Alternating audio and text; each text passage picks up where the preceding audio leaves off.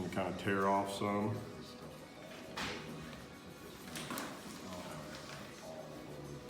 Like I said, you can roll it up and squeeze it down in there if you want to do it that way.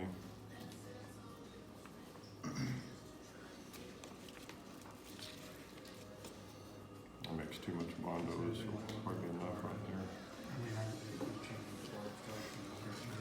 I have it on my pack. I mean, I get it every month. Yeah. That's for you. Do it. What?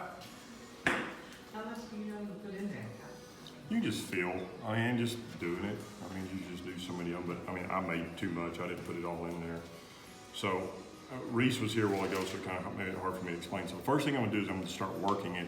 I wanna work it around my edge, all the way to the tip of the ear, all the way across the top, and just make sure that I have Bondo all throughout that ear. Then I'm basically just very gently squeezing it. I'm just working my excess back.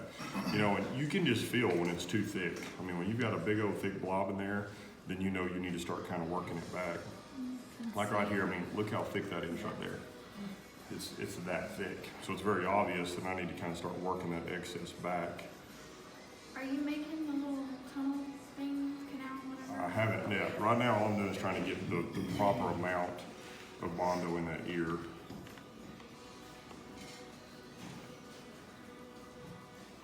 Reese is the one that has the ranch that we normally go out to and shoot sporting clays and stuff at. So now I'm pretty close to having the right amount in there. So now I'm going to kind of start working on my hair patterns. I kind of start working on my shape. Except if you just lay that ear flat, that'll kind of give you a kind of a basic whip to kind of work off of.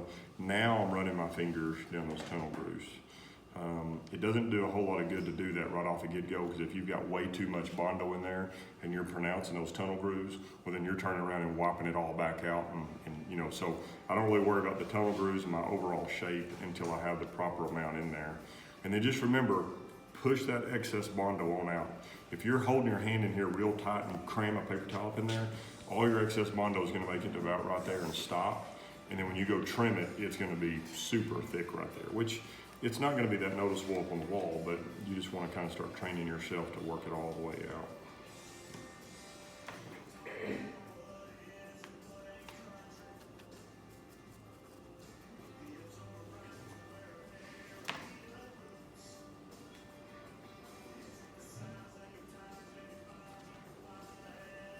And you can fill that canal as you're doing that? Tell you.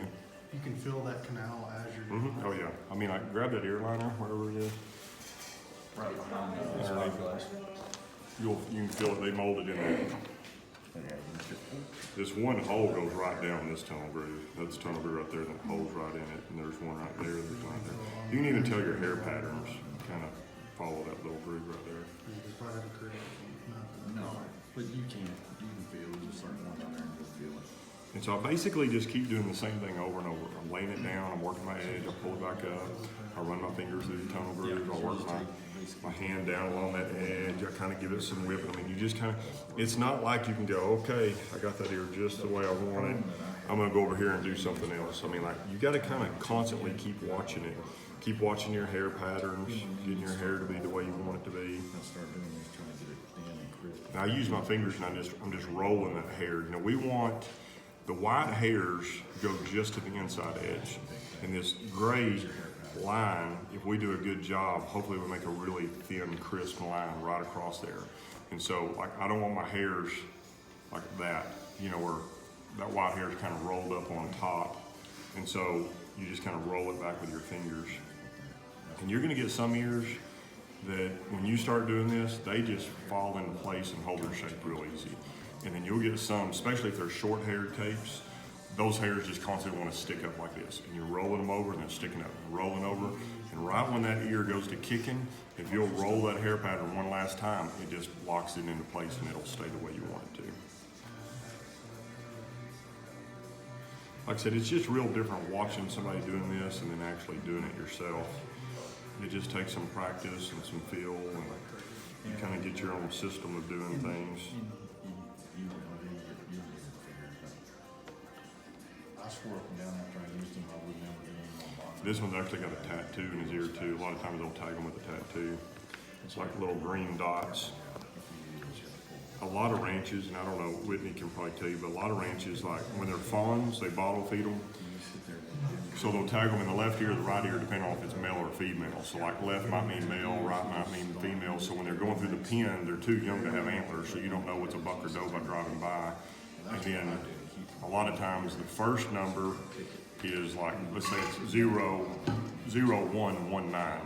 Well, that would be the first fawn born that year in the year of 2019. So when they're driving through the pen, if it's got 17, then they know that that deer's, you know, over 2 years old because he was born in 2017. So this is going to kick on me right now. This is starting to firm up a little bit. So I'm gonna kind of lay it down. Just real kind of gently, tap my edges. At this stage, if you hit this too hard, you can actually just squish all your Bondo out of the edge of the deer, or the ear. And so now I'm gonna kind of start working my hair patterns now that it's kicking on me. Kind of work that whip. You know, once it kind of goes to kicking, you just kind of got a very short window there to kind of really get it the way you want it. That's why I said it'll be obvious for you if you like it or not. You know, when it's right now, you're gonna be like, whoa, man, I can feel a bump right there. It's real thick right here. Then you literally just take that ear and just real carefully just start pulling it out. And because it's rubbery, it can kind of collapse and it'll pull out of that little hole, and then you can clean it. Most of the Bondo comes with it, so there's really not a whole lot to clean up. You're just starting over basically. All right, so now I'm gonna push this up as far as I can. I'm come in here and trim.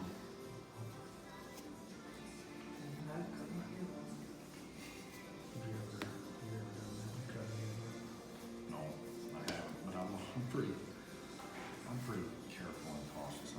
I'm not near as fast. You're pretty light-handed. Yeah.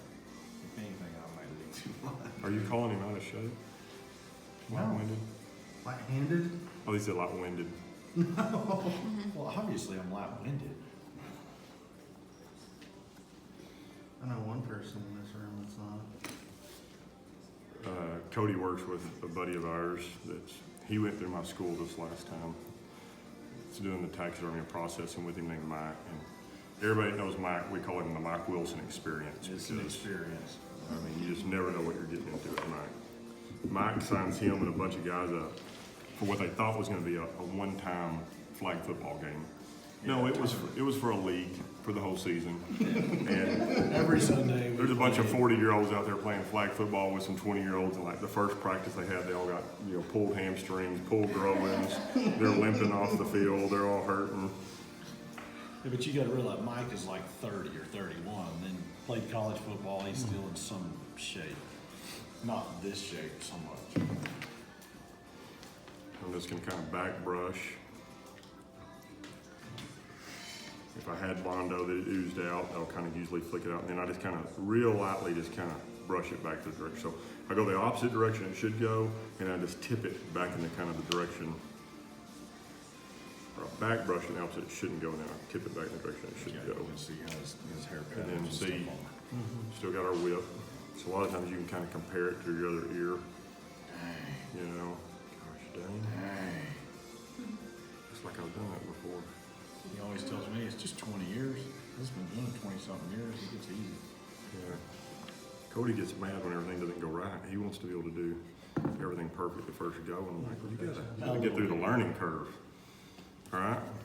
So you can see the hole in the ear, but like I said, we'll deal with that when we do finish work. I mean, it had a hole in the ear, so, But if you don't look at it, don't cause it. yeah. Hang them high. We'll know next Way week up on after I the see y'all's mounts. I could probably help you with the name of your shop. You know, it might need to be Hang 'em High Taxidermy, you know, Low Light Taxidermy or something, you know.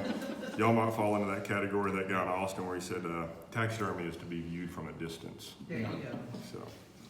Yeah, not up close with the